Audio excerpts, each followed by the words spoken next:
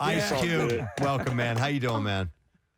I'm good, man. How you doing? Doing great. Thanks for coming on. I was, going through the movies and everything that you've done, and you are a guy who stays busy all the time. Do you like it that way? Do you like having stuff on your schedule?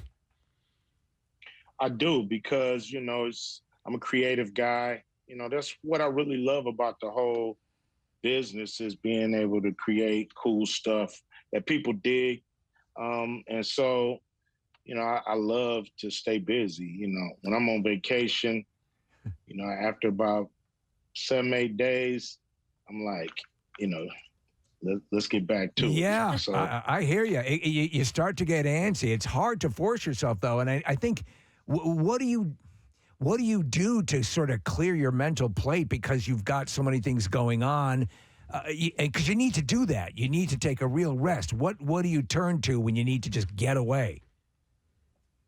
really just just kind of relaxing, nothing special. Yeah. I can turn it off. It's not really something that I don't feel like I'm a workaholic. Other people may feel like I am, but I feel like, I got enough time off and it's time to get back to work. My brain is going. So, I don't want to turn it off. It's wild to see you over your career because, obviously you came at us through the music and then moving on to producing and writing movies. And with you just did one recently. You're in the new Ninja Turtles film animation that Seth Rogen directed. How did that come about? Seth called me and he was laughing before he always giggles, calling me and he's like, Cube, I got something for you. I'm doing the new Ninja Turtle movie. And I want you to play a character. I'm like, okay. And he's like, Superfly. And I'm like, cool, big hat, Cadillac, let's do it. And he was like, nah, let me send you the drawing. And it's like a big, giant, 7-foot fly. And so I asked him, I said, are flies that ugly? He's like, yeah, they're pretty ugly. And I was like, okay. And then he was like, yo, let's do it. Are you down? I said, come on, man. Teenage Mutant Ninja Turtles. Like, I would be the stupidest dude in the world to turn this down. Yeah. So it was easy. It's cool that something like that started so casual, with just a phone call. Because I think of meetings and agents and people getting in touch with each other. But is it something that will attract you to a role or a project because somebody picked up the phone and had a conversation with you that way about it? Most of the time, that's how these things come together. Studios have their ideas of who they want to put in the movie. Directors have their ideas, but sometimes until you get a call, like 21 Jump Street, I ran into Jonah Hill. We were at some kind of event. They was honoring Quentin Tarantino, and it was boring. And then so I walked in the lobby. And Jonah Hill came out there and he started rapping. It was a good day, like the whole damn song. And I'm like, what's up, Jonah? This is our first time meeting. He's like, man, I wrote something that's cool. I want to send it to you, man. I think you'd be perfect for Captain Dixon. And that's how that came together. By the way, those movies are hilarious, and you are extraordinarily funny in 22 Jump Street. You have a scene where you have a mental breakdown at a buffet once you find out that Jonah Hill is banging your daughter. It's so effing funny. Did they just? It was easy. Yeah, it was easy to come up with that. All I had to do was think of it for real. and so that was easy to I was gonna tear up a few more things up in there, until they said cut. Yeah, that's great. It's great. I wanted to ask about your son O'Shea because we had him in here a couple of years ago. Real nice kid, man. He was really cool, and he and I squared off on a Game of Thrones trivia battle, and he just beat me. Yeah. I was pretty good, but he was solid. But how's he doing, and what's going on in his career? He's doing great. He's in Spain right now working on Den of Thieves 2. with Gerard Butler. So he's living his best life right now. Sent me pictures. I'm like, man, you doing better than me right now because you on a nice island. You know what I'm saying? It's beautiful, and he's shooting, a sequel to a movie that people really dig. So I think he's having fun. Was there ever a point where you thought you had to cut your teeth in entertainment? You know how the pitfalls and how it can be really caustic. Was there ever a point where you tried to dissuade him from getting into the entertainment business? No, actually, it's all my fault because when I heard we was doing Straight Outta Compton, I kept looking at him. He would go on tour with me all the time, jump on stage, grab the mic. He would do some of my songs, and I just was looking at him. I said, "Look, the movie's gonna come together. Look like it's gonna happen. I want you to play me." And lightning quick, nonchalantly, he was like, "Okay." And I didn't really dig that response because it was just too easy. So I ran him through the ringer, you know what I mean? Like a coach's kid. Yeah. Having him study in LA, study in New York.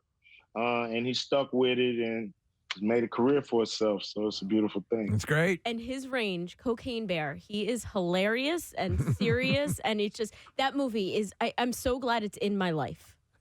Yeah, everybody need a little Cocaine Bear in their life. You know what I'm saying? So he got that movie by just calling the director, Elizabeth Banks. Yeah. He called her up.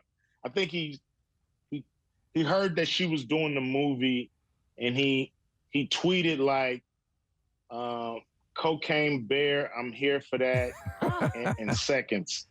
I'm here for that and seconds, and something like that. That tweet got her to call him. And then she put him in the movie. So to the point about not it being about meetings and all this stuff, that just happened through social media. I wanted to ask you, so Ovation Hall, Oceans Casino, July 7th. What can people expect? What's the show going to be like? 30 years of hits. Yeah. 30 years of my career, from NWA, early solo stuff. So we're gonna have fun. I think, if you've never seen me perform, I give you what hip hop, the essence. You know what I'm saying? I'm not rapping over the record. You know what I'm saying? I'm not, doing no funny stuff that happens nowadays. I grip and I rip. And so that's what we're doing. We're gonna have fun and come through. I expect everybody in the house to have a good time. That's got to be a blast. It's also for people who sometimes people will kind of turn their back on what got them to the dance, and they kind of become, I don't want to do that.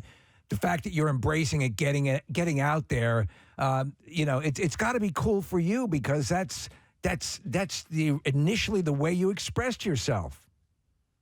Yeah, when I first started rapping and got into hip hop, it was a hobby for me. It was a way to get things off my chest. I never knew I was gonna make money at it, especially being from the West Coast. In them early days, it was an East Coast dominated sport, so to speak. So then boom, it happened with Eazy-E, NWA, and it's still fun for me to get on the mic and perform like it was when I was, battle rapping people on the senior quad. You know what I'm saying? It's still a hobby for me, and it's still fun. That's even great. Though I've made a career out of it. Wow. Cube, I stumbled down a YouTube hole a few days ago, and I ended up on the series where you and Kevin Hart and Conan O'Brien were driving around in L.A. And there's the one where you're hanging out with a student driver, and I'd seen it when it first aired, but I'd forgotten that the three of you guys and the student driver ended up in a dispensary, and it's comedy gold. And you and Conan and Kevin, it's so funny to watch you guys make each other laugh. Are you still buddies with Conan and Kevin? Do you still hang out from time to time? Oh yeah, those dudes right there. They just great guys. And going back to that skit, it was we had done a movie called Ride Along. Yeah. And And it was like, we got to do Conan O'Brien, and it was a Saturday, and I'm like, what the hell? He don't shoot on Saturday. What are we doing? Oh, we're gonna just jump in the car. It's like it was a Lyft or some kind of car like that, Uber, whatever. We're gonna put cameras in and we just ride around and talk. I said, damn, Conan, y'all cheap. Like, this is some bull. Like, come on, man. This is all y'all thought of? Like, you have me and Kevin Hart out here and we just gonna ride around. Okay. Comedy gold, I guess. So I was really like, I didn't know what was gonna happen when we got in the car. And then it became the most hilarious thing that we had done to promote the movie. So, you know, you just never know where the comedy's going to come from when you get these personalities. You're together. good in that element. I'll never forget the interview you did with Jiminy Glick where he kept thinking you were Vanilla Ice. And your reaction is priceless. You're good. You've got a good comedy instinct. Thank you, man. You know, growing up, you know, we laughed a lot in the hood, as you can see when we did Friday.